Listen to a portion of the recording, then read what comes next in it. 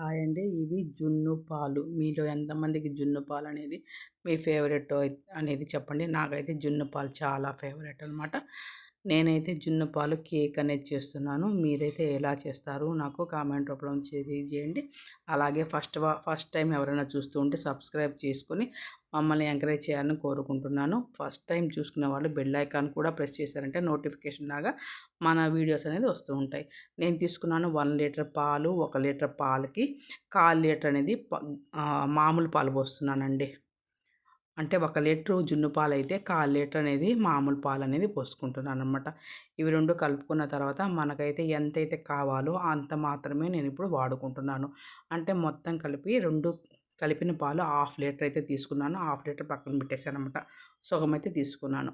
దీంట్లోకి ఇప్పుడు మనం వేసుకుంటున్నాం మిరియాల పొడి. మిరియాల పొడి అనేది డైజెషన్కి అనేది మంచిదండి. అదే కాకుండా జున్ను పాలు అనేది కొద్దిగా అరుగుదల అనేది తక్కువ ఉంటుంది.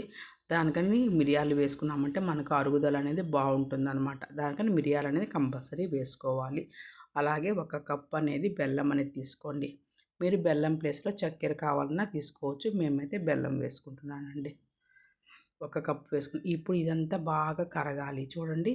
అలాగే ఇలాచి యాలక్కాయ పొడి ఒక 4, 5 యాలక్కాయలు నలగొట్టుకునేసి యాలక్కాయలు అనేది వేసుకునేసేయండి. ఇలా నీట్గా అనేది బెల్లం కరిగేంత వరకు కరగనియాలి.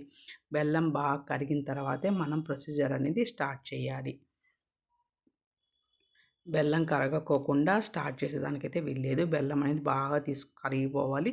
ఇప్పుడు మనం తీసుకున్నాం ఒక కుక్కర్. ఆ కుక్కర్లో ఒక గ్లాస్ అనేది నీళ్ళు తీసుకోండి.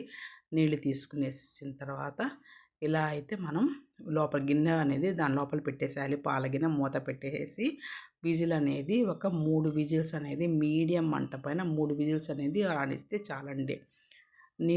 మనము గిన్నె అనేది దాని లోపల సెట్ చేసేసి నీట్గానే పెట్టుకోవాలి. ఇలా మా వాళ్ళకైతే ఇలా ఇరుగుడు జున్ను అనేది ఇష్టం అండి. జున్ను కేక్ అనేది వాళ్ళు తినరనమాట. ఇరుగుడు జున్ను అనేది తింటారు.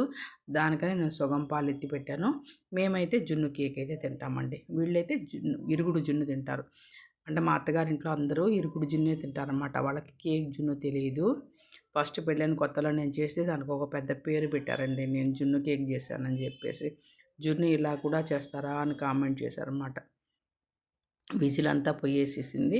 ఇప్పుడు నేను మీకు తీసి కూడా చూపిస్తాను చూడండి. ఎంత మంచి జెల్లీగా ఉండే స్మూత్ స్ట్రెచ్చర్తో కేక్ అనేది మనకు రెడీ అయిపోయేసింది. జున్ను కేక్ చూడండి. సైడ్లలో అనేది ఇలా కొద్దిగా ఇలా తీసుకున్నామంటే నీట్గా మనకు ప్లేట్లోకి అనేది వచ్చేస్తుంది అన్నమాట. రివర్స్ వచ్చేస్తుంది. ఎందుకంటే పాలు అనేది జున్ను పాలు చుట్టూరు అనేది ఆ చిక్కదనం అనేది అతుక్కొని ఉంటుంది అన్నమాట. ఇలా ఒక ప్లేట్ అనేది బౌల్ వేసుకునేసి రివర్స్ చేసుకునేసేయండి. చూడండి ఎంత నీట్గా మనకు జున్ను కేక్ అనేది రెడీ అయిపోయేసిందో. వెరీ టేస్టీ స్మూతీ జున్ను అండి. మీకు పెళ్ళిళ్ళలో వీటిలో పెడతారు కదా, అదైతే జున్ను పాలతో చేసిన కేక్ కాదండి.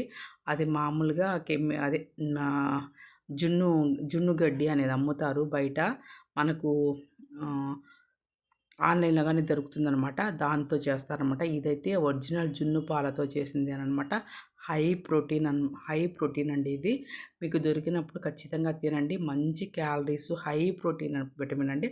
మీ అందరికీ నచ్చుకుందని కోరుకుంటున్నాను. Thank you.